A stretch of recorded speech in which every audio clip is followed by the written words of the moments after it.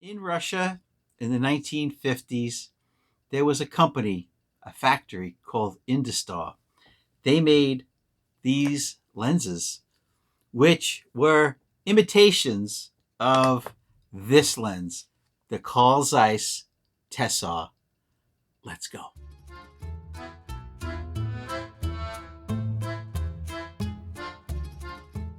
Hello, everyone. Welcome back to my channel. It's Carmine from New York. This is photo class number 375.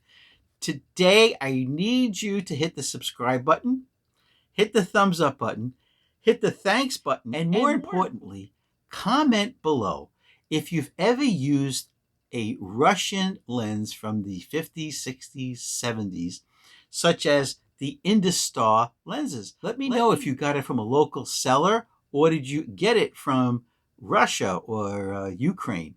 Let me know. All right. So here's what happened. In the 50s, Carl Zeiss came out with this lens, very popular, the Carl Zeiss Tessar lens.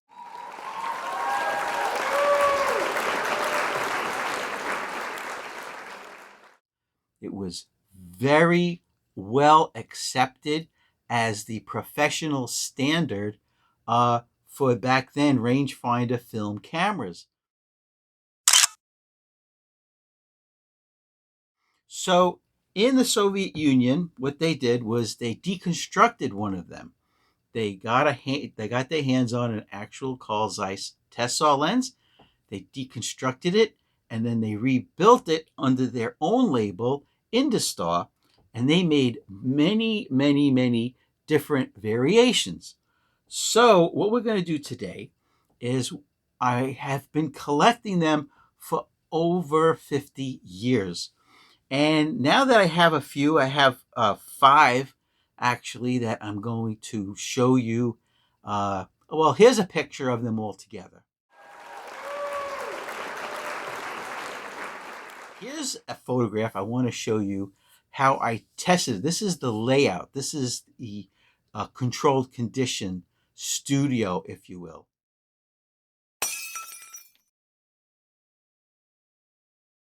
You'll show you a photograph of the lens. Then I'm going to show you a photograph that it took in the controlled studio, the controlled environment, which was ambient lighting and one studio light. The studio light was the Gold Crow LED light.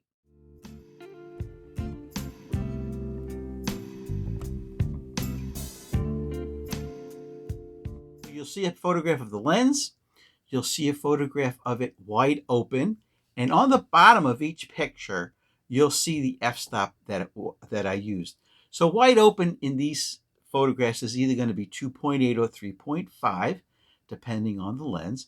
And the photograph I took closed down was at f8. Now, you might say, oh, Carmine, you should use f16 or higher.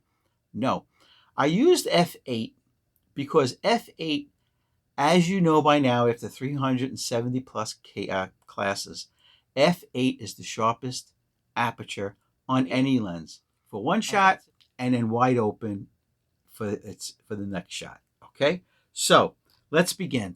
Let's look at the Carl Zeiss Jenna Tessar lens and the photos it took.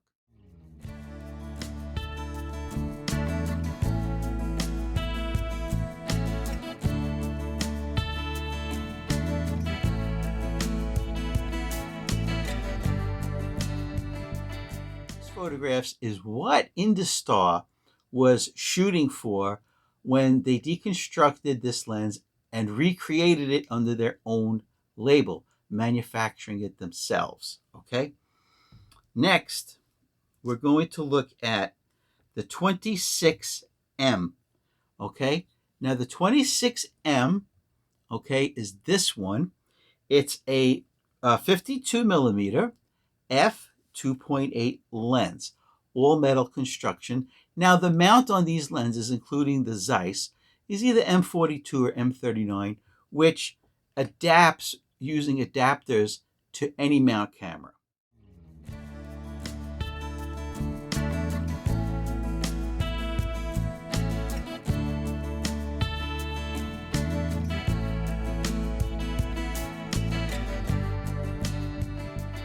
next lens we're going to look at is the Industar 50, which is a 50 millimeter f3.5 lens, all metal construction.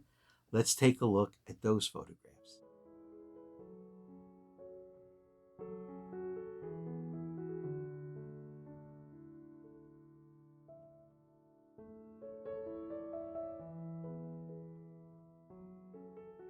We have this pancake lens.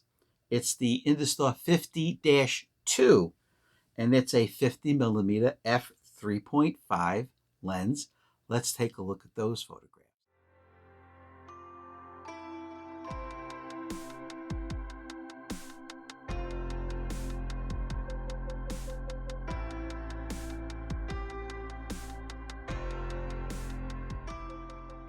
This is the Zebra, and it's called the Zebra because of the black and chrome stripes. It's the 61, Industar 61, which is a 52 millimeter f2.8 lens. Let's check out those photos.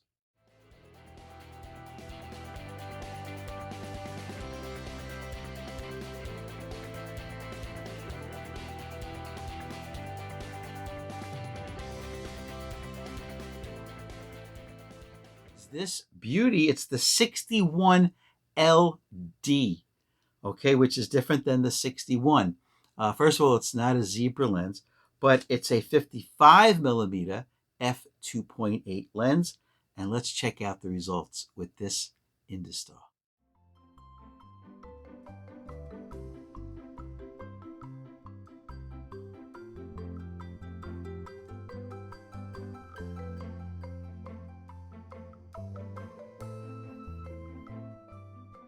So as you can see, you can pause on each one of those photographs, take your time, look at it, look at the bokeh on the background of the wide open shots, look at the clarity of it. Now, to me, out of the lenses, right, out of the 5 Industar and the 1 Zeiss Tessar lens, of course, I like the images from the original Carl Zeiss Tessar the best.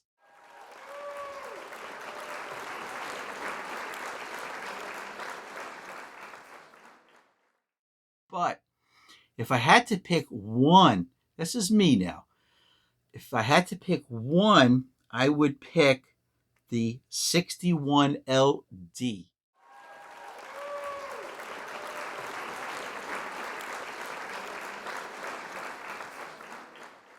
This one, I just cannot believe the clarity and the color and the contrast of this 61 LD. All right, so all the photographs were taken at ISO 400. You're looking at the untouched JPEG straight out of camera, focus peaking, aperture priority, manual focus. All right. Now, price. The price of these lenses is all about the same, about 49 bucks a piece, okay? But you can save up to 50% of that if you're willing to take a little defect on the lens, okay? For example, if you look carefully right here, okay, that's a dent on the filter ring, okay? Big deal. But if you can save $20 off the cost of it because of a bent filter ring, I recommend get it. And also, here's another example of a bent filter ring. All right, these 2 lenses I got for $20 delivered. And there's nothing wrong with them. In fact, this is the 61 LD, which performs, I think, better than all of them except for the original Tessar. I hope you enjoyed today's video comparing these Industar lenses to the Carl Zeiss. Have a great day.